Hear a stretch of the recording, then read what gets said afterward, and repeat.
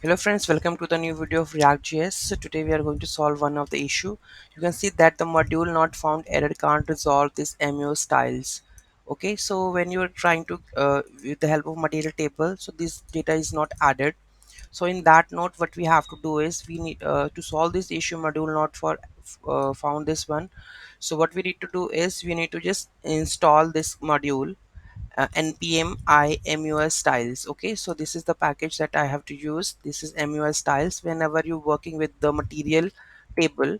Okay, so whenever you work with the material table, this one material table, so in that case whenever you try to getting some this issue can resolve this one for mus styles, you know, to install this package MUI styles, and after adding this package you will see that the error is resolved, but another error is showing up. Okay, so that styles is not there but another error is there.